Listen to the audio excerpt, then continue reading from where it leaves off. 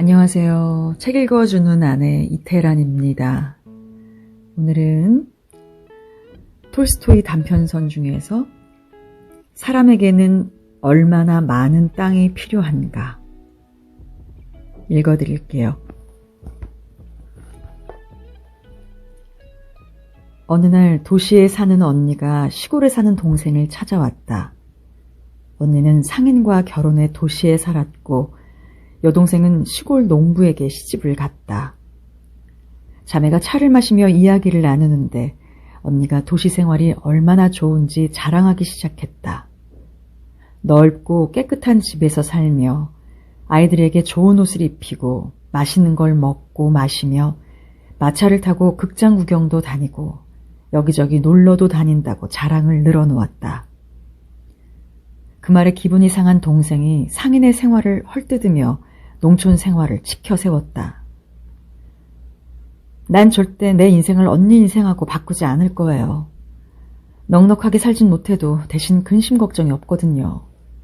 언니가 우리보다 호화롭게 산다고 해도 돈벌이가 신통치 못하면 언제라도 빈털터리가 되는 거잖아요.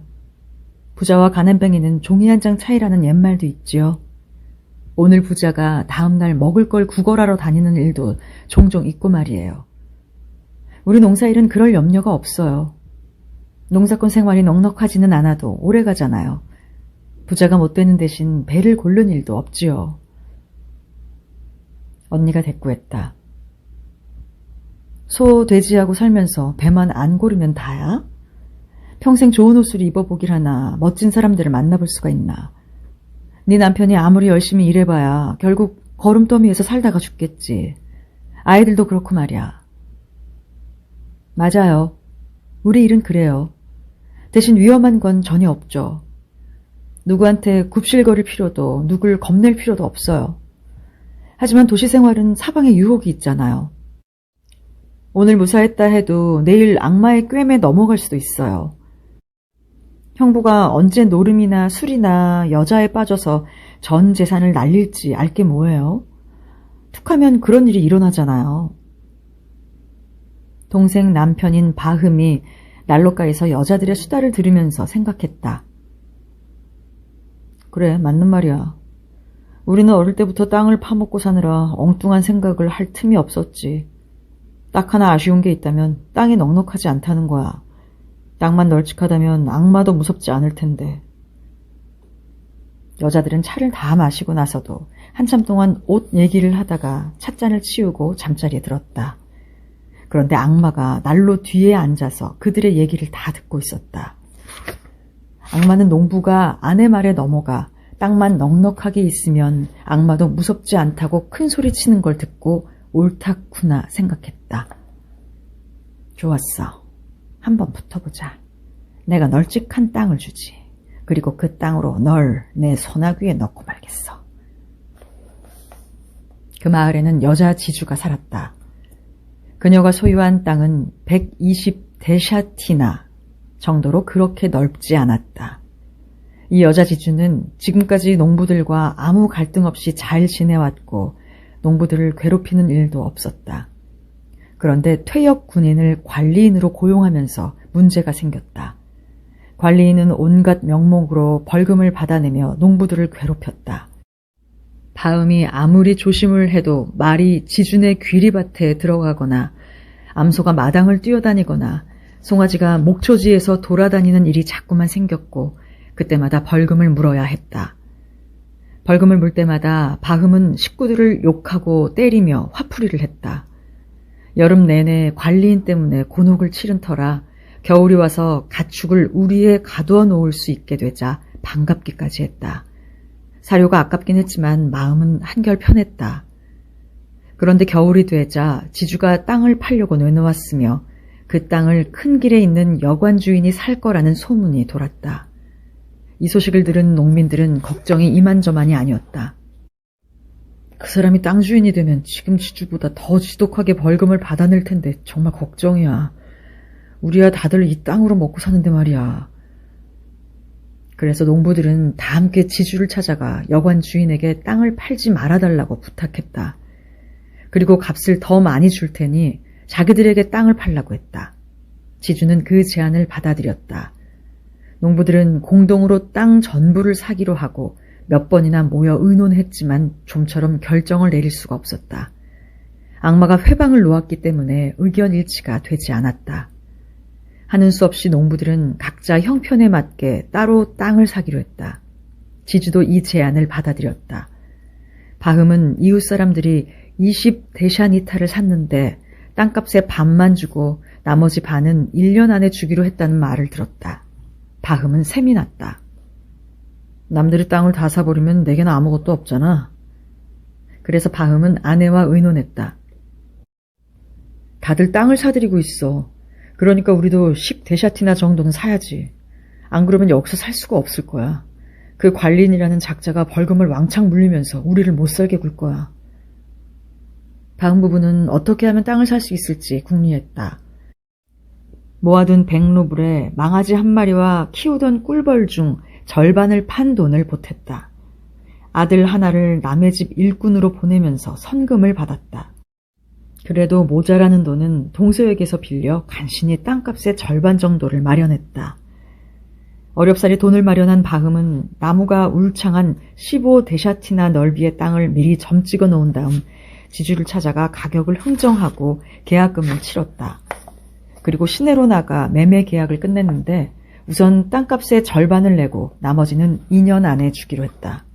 그렇게 해서 바흠에게도 자기 땅이 생겼다. 그는 씨앗을 빌려 새로 산 땅에 심었다. 농사는 풍년이었고 바흠은 1년 만에 남은 땅값과 동서에게 진 빚을 다 갚을 수 있었다. 이제 바흠은 진짜 땅 주인이 되어 자신의 밭을 갈아 씨를 뿌리고 자신의 목장에서 꼴을 베고 자신의 숲에서 장작을 마련하고 자신의 목초지에서 가축을 길렀다. 자기 밭을 갈러 나가면서 쑥쑥 자라는 곡물과 목초지를 보며 바흠의 마음은 기쁨으로 가득 찼다. 거기에서 자라는 풀과 꽃은 다른 곳에서 자라는 것과 다르게 보였다. 이전에 지나칠 때는 다른 땅과 다를 게 없어 보였는데 이제는 완전히 달라 보였다. 바흠은 더 바랄 게 없을 만큼 만족스러웠다. 하지만 마을 사람들이 그의 밭과 목초지에 함부로 들어오는 통에 골치를 썩어야 했다. 바흠이 최대한 공손히 부탁을 해도 그들은 아랑곳하지 않았다. 급기야 사람들은 바흠의 목초지에 소를 풀어놓기도 하고 야간 방목을 나온 말이 그의 밭에 들어가기도 했다. 그럴 때마다 바흠은 가축만 쫓아내고 주인들에게는 좋게 이야기할 뿐 재판에 넘기거나 하지는 않았다. 하지만 마침내 더는 참을 수 없는 지경이 되자 재판소에 고소를 했다. 모든 게 땅이 부족해서 생긴 문제이며 마을 사람들이 나쁜 마음을 먹어서는 아니라는 걸 바흠도 알았지만 어쩔 도리가 없었다. 이대로 계속 봐주다가는 땅이 남아나질 않겠어. 따끔한 맛을 보여줘야 돼. 그래서 바흠은 재판을 걸어 마을 사람 몇 명에게 벌금을 물렸다. 그러자 마을 사람들이 앙심을 품고는 일부러 바흠의 땅에 가축을 풀어놓기 시작했다.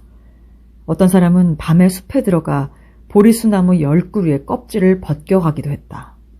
어느 날 바흠이 숲을 지나는데 뭔가 허연 게 눈에 띄었다. 가까이 가보니 껍질이 벗겨진 보리수나무가 바닥에 쓰러져 있었고 나무가 잘린 곳에는 밑동만 남아있었다. 숲 가장자리 나무를 베거나 한 그루라도 남겨두었다면 좋았을 텐데 그들은 몽땅 베어놓았다. 바흠은 화가 머리끝까지 치밀었다. 대체 어떤 놈이야? 누군지 찾아내기만 하면 혼쭐을 내주겠어. 바흠은 누구 짓인지 알아내려고 머리를 쥐어짰다. 그러다 마침내 생각이 났다. 쇼무카 말고는 이런 짓을 할 자가 없어. 바흠은 그 길로 쇼무카의 집으로 가서 증거를 찾았지만 아무것도 발견하지 못한 채 말다툼만 하고 돌아왔다. 하지만 쇼무카 짓이 틀림없다고 확신하고는 그를 고소했다. 결국 두 사람은 법정에 섰다. 재판이 몇 차례나 열렸지만 증거가 없었으므로 쇼무카는 무죄로 풀려났다. 바흠은 있는 대로 화가 나서 촌장과 재판관들에게 분통을 터뜨렸다. 당신들은 도둑편을 들고 있군요. 당신들이 올바로 살고 있다면 도둑놈을 풀어주는 일 같은 건 없을 거요. 급기야 바흠은 재판관들과도 싸움을 벌였고 이웃 사람들과의 사이는 더 나빠졌다. 마을 사람들은 바흠에게 집에 불을 지르겠다고 으름장까지 놓았다. 그렇게 해서 바음은 넓은 땅을 가졌지만 마을에서 그의 자리는 이전보다 훨씬 좁아졌다.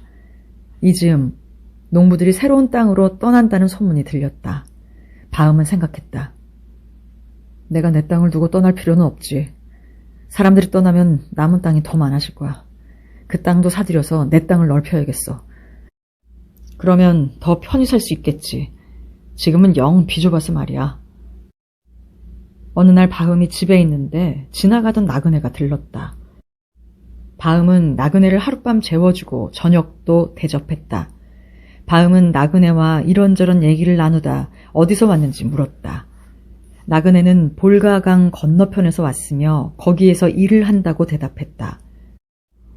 얘기가 계속 이어지다가 나그네는 많은 사람이 그곳으로 이주해 간다는 말도 했다.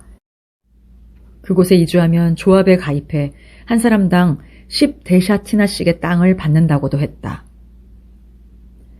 땅이 워낙 기름져서 밀을 심으면 말이 보이지 않을 정도로 자라고 밀알은 또 어찌나 많이 열리는지 5줌만 베어도 한 다발이 된답니다. 어느 농부는 아무것도 없이 빈손으로 왔는데 지금은 말 6필과 소 2마리를 갖게 됐지요. 바음은 가슴이 마구 뛰었다. 그렇게 살기 좋은 곳이 있다면 이 좁은 땅에서 궁상맞게 살 필요가 없지. 여기 땅과 집을 팔아 그 돈을 갖고 거기에 가서 집을 짓고 새롭게 시작하는 거야. 이렇게 좁은 땅덩어리에 살다 보면 늘 골치 아픈 일이 생기게 마련이거든. 일단 직접 가서 내 눈으로 확인해 봐야겠어. 여름이 되자 바음은 채비를 하고 길을 떠났다. 볼가강에서 배를 타고 사마라까지 간 뒤 다시 400베르스타를 걸어 드디어 목적지에 도착했다. 모든 것이 나그네가 말한 그대로였다. 농부들은 한 사람당 10데샤티나의 땅을 받아 여유롭게 살았으며 본인이 원하기만 하면 조합에 가입할 수 있었다. 뿐만 아니라 배당받은 땅 말고도 돈만 있으면 3루블의 가격으로 제일 좋은 땅을 원하는 만큼 살 수 있었다. 알아보고 싶은 걸 다 알아보고 나서 바음은 가을이 되기 전에 고향으로 돌아와 전 재산을 팔았다. 땅을 꽤 비싼 값에 팔았고 집과 가축도 모두 팔았다. 조합에서도 탈퇴한 뒤 봄이 오기만을 기다렸다가 가족을 데리고 새로운 땅으로 떠났다. 가족과 함께 새 마을에 도착한 바흠은 곧장 조합에 가입하기로 했다. 그는 마을 노인들에게 술을 대접하고 필요한 서류를 모두 갖췄다. 그렇게 해서 이주를 허락받고 5식구 몫에 해당하는 50데샤티나의 땅과 목장을 받았다. 바흠은 그곳에서 집을 짓고 가축도 키웠다. 조합에서 받은 땅은 예전 땅의 3배나 되었고 아주 비옥했다. 이전보다 살림살이가 10배쯤 나아졌다. 농사를 지을 수 있는 땅이 넉넉했고 목초지가 넓어 가축도 얼마든지 키울 수 있었다. 처음 새로운 마을에 와서 한창 집을 짓고 정착할 때만 해도 바음은 아주 만족스러웠다. 하지만 시간이 지나면서 그 땅도 좁게 느껴졌다. 첫 해에는 조합에서 받은 땅에 밀을 심어 풍작을 거두었다. 밀 농사를 계속 짓고 싶었지만 조합에서 받은 땅이 부족했다. 원래 있던 땅은 밀 농사에 적합하지 않았다. 그 지역에서는 밀을 억새밭이나 묵혀둔 땅에 심어야 했다. 한두 해 밀 농사를 짓고 나면 풀로 뒤덮일 때까지 땅을 놀려야 했다. 그리고 그런 땅은 원하는 사람들이 많았으므로 모두에게 돌아가지 못했다. 사람들은 서로 땅을 차지하려고 다퉜다. 형편이 넉넉한 사람들은 그 땅에 직접 농사를 짓고 싶어 했고 형편이 어려운 사람들은 땅세를 받고 상인들에게 빌려주었다. 바음은 밀농사를 더 짓고 싶었다. 그래서 이듬해 상인에게 1년간 땅을 빌렸다. 그 땅에 더 많은 씨를 뿌려 풍작을 거두었다. 하지만 그 땅은 마을에서 15베르스타나 떨어져 있어서 농작물을 운반하기가 여간 힘든 게 아니었다. 그런데 그곳에서는 장사를 겸하는 농민들이 농장을 소유하고 여유롭게 살았다. 그걸 보면서 바흠은 생각했다. 땅을 좀 사서 집을 지으면 얼마나 좋을까? 굉장히 편해질 텐데. 그날 이후로 땅을 사고 싶다는 생각이 바흠의 머릿속을 떠나지 않았다. 그로부터 3년이라는 세월을 더 땅을 빌려 밀농사를 지으며 보냈다. 해마다 농사는 풍작이어서 돈도 꽤 모였다. 바흠은 그런대로 만족하며 살 수도 있었지만 매년 아등바등하며 남의 땅을 빌리는 일이 지겨워졌다. 어디에 좋은 땅이 있다 싶으면 너도 나도 몰려가 차지하려고 하기 때문에 재빨리 움직이지 않으면 농사 지을 땅도 얻지 못했다. 그러다 3년째 되는 해에 바흠은 상인과 반반씩 돈을 합해 마을 사람들에게서 목초지를 빌렸다. 그리고 밭을 다 갈았는데 사람들과 다툼이 생겨 재판에 넘겨지는 바람에 모든 노력이 허사가 되었다. 그때 이런 생각이 들었다. 내 땅이었다면 누구한테 머리 숙일 일도 없고 이렇게 기막힌 일도 안 당할 텐데. 그때부터 바흠은 정식으로 구입할 땅을 찾았다. 그러다 500데샤티나의 땅을 샀지만 형편이 어려워져 헐값에 되팔려고 하는 어느 농부를 우연히 만났다. 두 사람은 여러 차례 흥정한 끝에 1500루블로 결정했고 땅값의 반은 나중에 주기로 했다. 일이 그렇게 끝나갈 즈음 어느 날 상인 하나가 말 먹이를 좀 얻으려고 바흠의 집에 들렀다. 두 사람은 차를 마시면서 이야기를 나누었다. 상인은 멀리 바시키르에서 막 돌아오는 길인데 그곳에서 5000데샤티나의 땅을 1000루블에 샀다고 했다. 바흠이 더 캐묻자 상인이 대답했다. 그저 노인들 비위만 맞춰주면 돼요. 나는 100루블어치 옷과 양탄자를 선물하고 차도 한 상자 주고 술을 마시는 사람들한테는 술도 대접했죠. 그랬더니 1데샤티나나 되는 땅을 20코페이카에 주지 뭡니까? 상인이 땅 문서를 보여주며 덧붙였다. 하천을 끼고 있는 풀로 뒤덮인 초원이죠. 바흠은 더 꼬치꼬치 캐물었다.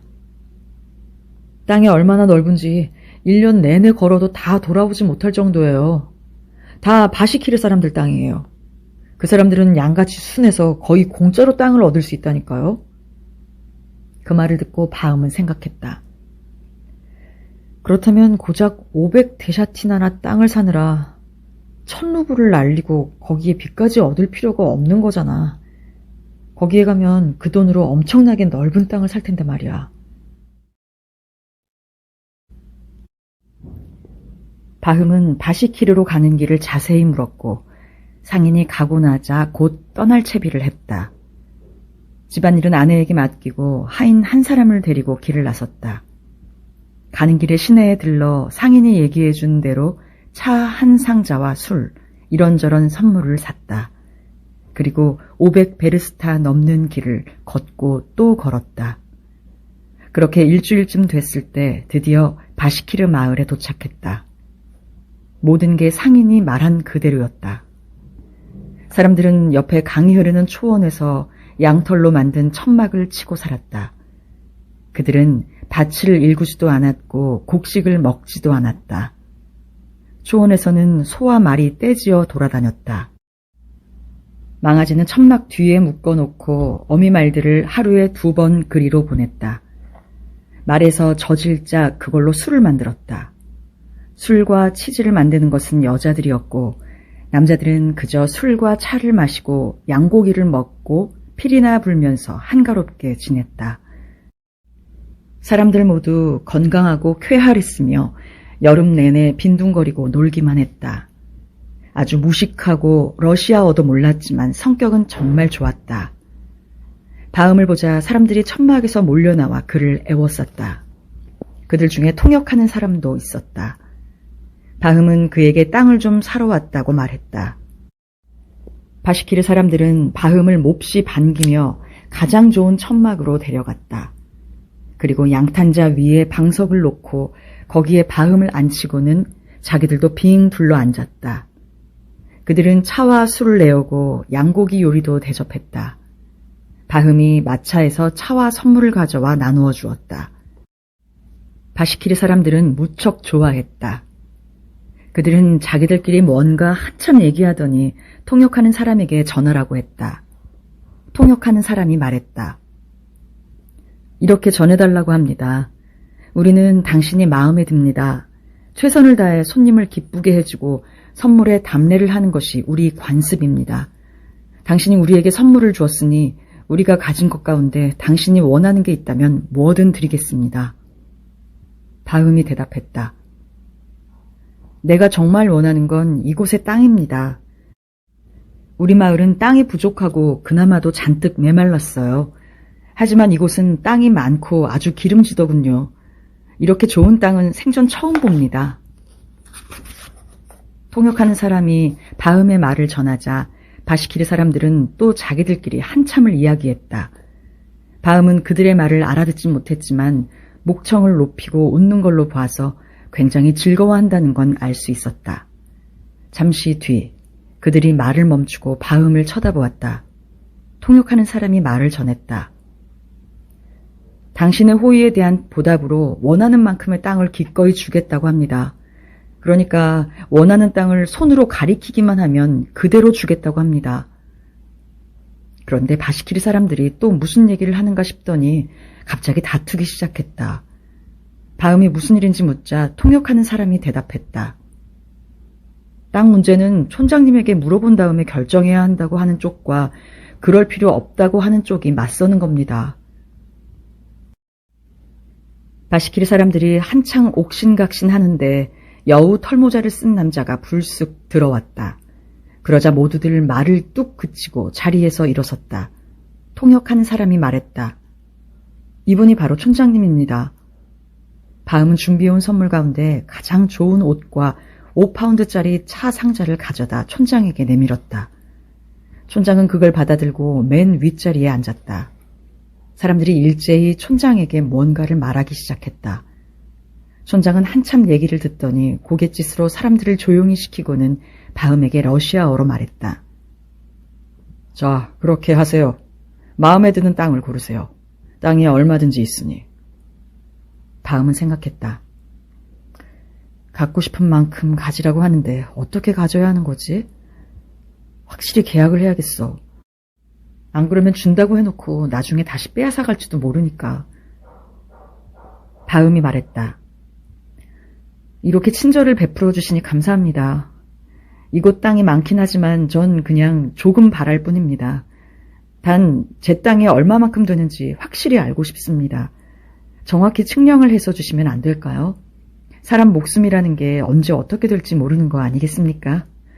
여러분이 선뜻 땅을 주셨는데 나중에 여러분 후손들이 다시 빼앗아 갈 수도 있잖아요. 촌장이 대답했다. 맞는 말입니다. 원하는 대로 해드리지요. 상인 하나가 여기서 땅을 사고 문서를 받았다는 얘기를 들었는데 제게도 그렇게 해주셨으면 합니다. 촌장은 그 말뜻을 알아듣고 대답했다. 그러지요. 전혀 어려운 일이 아니에요. 이곳에도 서기가 있으니 함께 시내에 가서 서류에 도장을 찍도록 합시다. 그런데 땅값은 얼마인가요? 여기에서는 값이 다 똑같습니다. 하루에 1000루블입니다. 바음은 무슨 말인지 알아들을 수가 없었다. 하루라고요?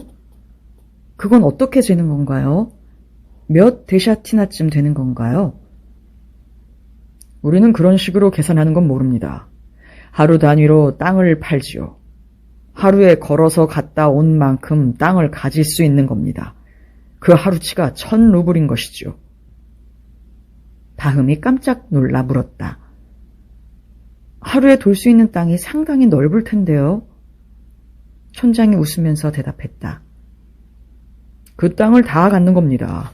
단 조건이 하나 있어요. 그날 안으로 처음 출발했던 곳으로 돌아오지 못하면 돈을 잃게 됩니다. 그런데 내가 다닌 곳을 어떻게 표시하나요?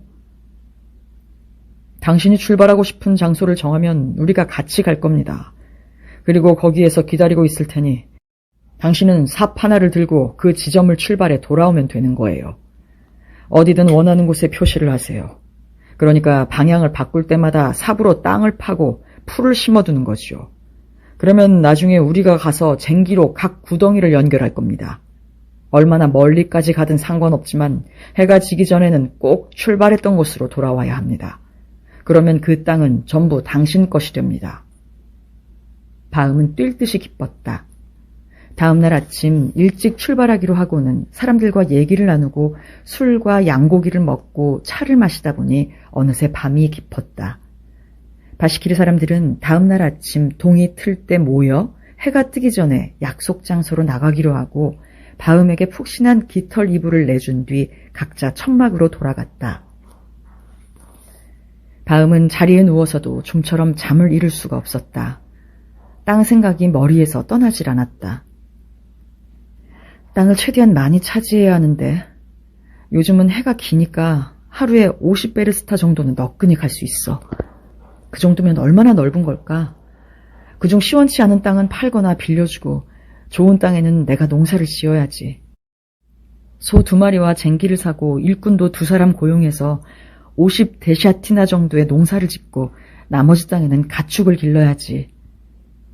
바음은 뜬 눈으로 밤을 지새우다 새벽녘에 깜빡 잠이 들었다. 그리고 잠이 들자마자 꿈을 하나 꾸었다.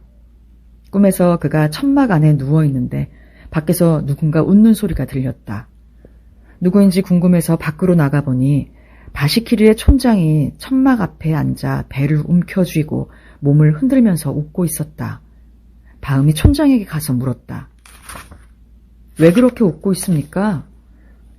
그런데 다시 보니 그는 촌장이 아니라 얼마 전 바음 집에 와서 땅 얘기를 해주던 상인이었다. 바음이 여기는 언제 온 거예요? 하고 물으려는 순간 상인의 모습은 예전에 볼가강 너머에서 왔다던 농부로 변해 있었다. 하지만 또다시 보니 농부도 아니었다. 뿔과 발톱이 달린 악마가 낄낄거리며 웃고 있었고 그 앞에 어떤 남자가 맨발에 바지와 셔츠만 입은 채 땅에 쓰러져 있었다. 바음이 가까이 가서 자세히 들여다보니 남자는 죽어 있었는데 그는 바로 바음이었다. 그 순간 바음은 소스라치게 놀라며 눈을 번쩍 떴다. 아, 꿈이잖아. 주위를 두리번거리니 열린 문틈으로 뿌옇게 날이 밝아오는 것이 보였다. 어서 사람들을 깨워 출발해야지. 바음은 자리에서 일어나 마차에서 자던 하인을 깨워 말을 준비하게 하고 바시키르 사람들을 깨우러 갔다. 자, 땅을 재러 갈 시간이에요. 바시키르 사람들이 모두 모였고 촌장도 왔다. 사람들은 또 술을 마시면서 바음에게 차를 권했다. 하지만 바음은 더는 지체할 수가 없었다. 자, 더 늦기 전에 어서 갑시다. 바시키르 사람들이 준비를 마치고 출발했다. 어떤 사람은 말을 타고 어떤 사람은 마차를 타고 갔다. 바음은 삽을 준비하고 하인과 함께 자신의 마차에 탔다. 초원에 도착하니 날이 훤하게 밝아왔다. 바시키리어로 시항이라는 언덕에 오른 다음 모두들 말과 마차에서 내려 한데 모였다. 촌장이 바음에게 다가와 한 손을 들어 들판을 가리키면서 말했다. 자, 눈앞에 보이는 이 땅이 전부 우리 땅입니다. 어디든 마음에 드는 곳을 고르세요. 바음의 눈이 반짝거렸다. 땅은 온통 풀로 뒤덮인 데다 손바닥처럼 평평했으며 양귀비 씨처럼 검었다. 구덩이마다 온갖 종류의 잡초가 사람 가슴 높이로 우거져 있었다.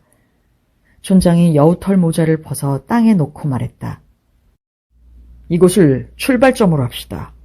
여기에서 출발해 다시 여기로 돌아오는 겁니다. 당신이 지나온 곳 모두가 당신 땅입니다. 바음이 돈을 꺼내 촌장의 모자 위에 놓았다.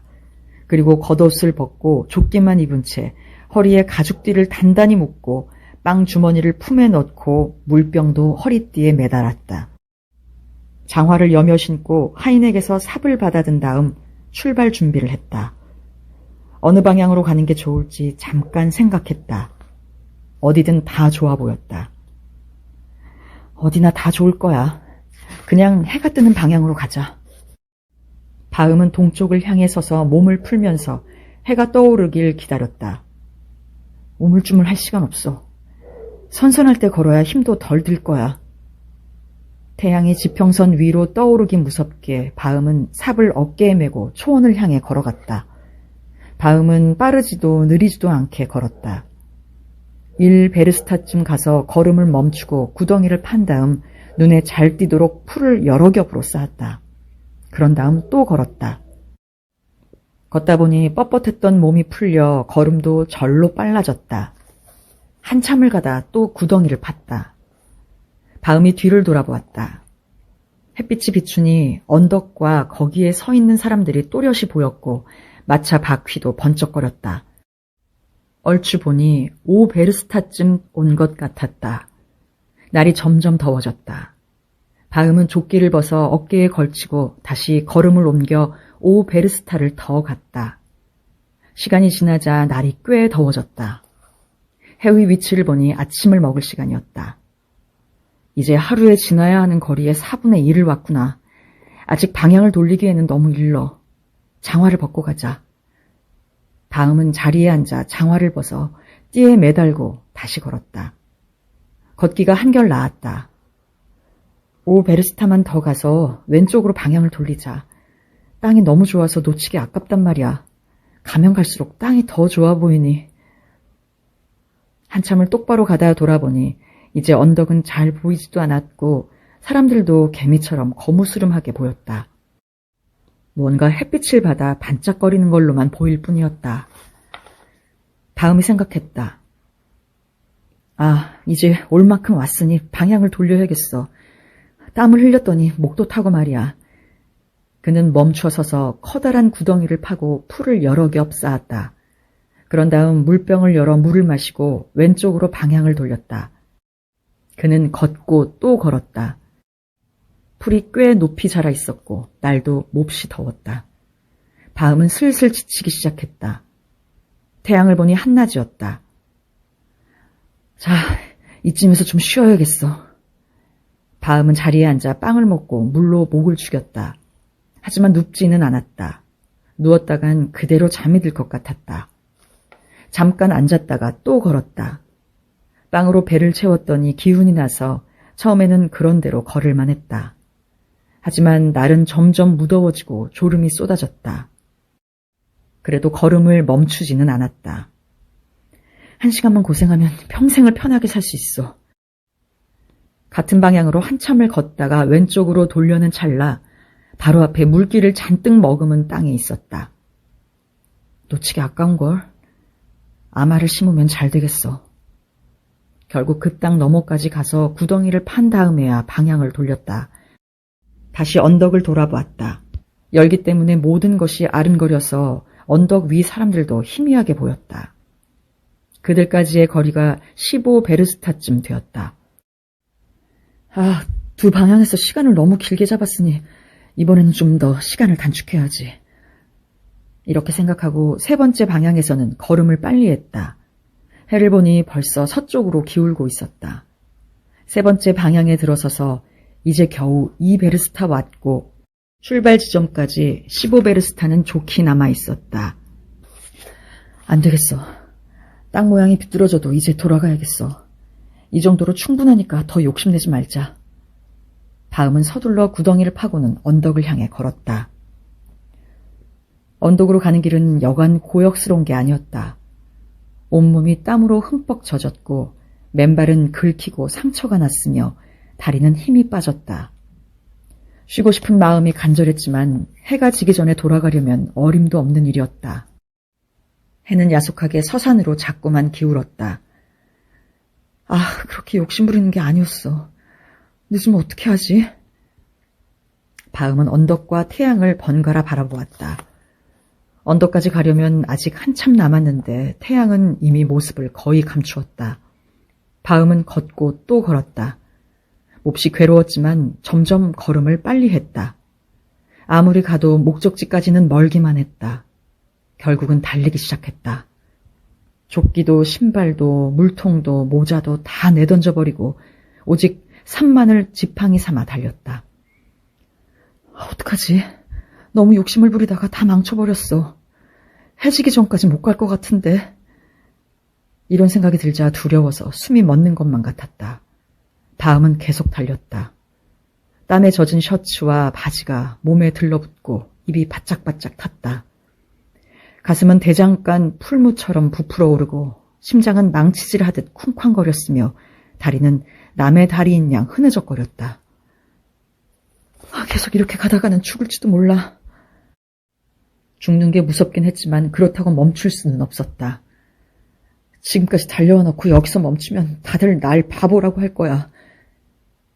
이런 생각을 하면서 달리고 또 달려 어느새 언덕 가까이에 이르자 바시키르 사람들이 그를 향해 질러대는 함성이 들렸다. 그 소리를 들으니 심장이 더 쿵쾅거렸다. 바흠은 마지막 남은 힘을 다 끌어모아 달렸다. 해는 이미 지평선에 거의 닿았고 피처럼 붉은 빛이 주위로 넓게 퍼졌다. 아, 금방이라도 넘어갈 것 같았다. 이제 해는 아주 낮게 떠 있었고 목적지도 눈앞에 있었다. 언덕 위에 서서 바흠에게 빨리 오라고 손짓하는 사람들이 보였다. 땅에 놓인 여우 털모자와 그 위에 놓인 돈, 그리고 땅바닥에 앉아 두 손으로 배를 잡고 있는 촌장의 모습까지 눈에 들어왔다. 그 순간 바흠은 꿈이 생각났다. 땅을 많이 차지한다 해도 하나님이 날 거기에서 살게 해주실까? 아, 이제 다 끝났어. 내가 다 망쳐버렸어. 저기까지 도저히 갈 수 없을 거야. 바흠은 해를 보았다. 해 반쪽이 이미 지평선 너머로 사라져버렸다. 마지막 남은 힘을 다 모아 또 달렸다. 다리가 말을 듣지 않아 금방이라도 넘어질 듯 몸이 앞으로 기울었다. 겨우 언덕 아래에 이르렀을 때 갑자기 날이 어두워졌다. 해가 완전히 모습을 감춘 걸 보고 바흠은 탄식했다. 그렇게 고생했는데 다 허사가 되어버렸어. 바흠이 절망해서 그만 멈추려는데 바시키르 사람들이 계속 질러대는 고함 소리가 들렸다. 바로 그때 언덕 아래에서는 해가 다 진 것 같아도 언덕 위에서 보면 아직 해가 남아있을 거라는 생각이 퍼뜩 떠올랐다. 바흠은 크게 심호흡을 하고는 언덕으로 뛰어 올라갔다. 아니나 다를까 언덕에서는 아직 햇빛이 남아있었다. 바흠은 언덕 꼭대기까지 가서 모자를 보았다. 모자 앞에 촌장에 앉아 배를 잡고 웃어댔다. 바흠은 또 한 번 꿈을 떠올리며 외마디 비명을 질렀다. 다리가 스르르 무너지는가 싶더니 바흠이 앞으로 고꾸라졌다. 그의 두 손이 모자에 닿았다. 촌장이 소리쳤다. 아, 정말 대단하구려. 엄청난 땅을 차지했어요. 바흠의 하인이 달려가서 바흠을 일으키려고 했지만 바흠은 일어나지 못하고 입에서 피를 쏟았다. 그리고 숨을 거두었다. 바시키르 사람들이 혀를 차면서 이 딱한 광경을 지켜보았다. 하인은 삽을 들고 바흠의 머리에서 발끝까지 길이에 맞춰 무덤을 파고 그를 묻었다. 바흠이 차지한 땅은 그 3 아르신이 전부였다.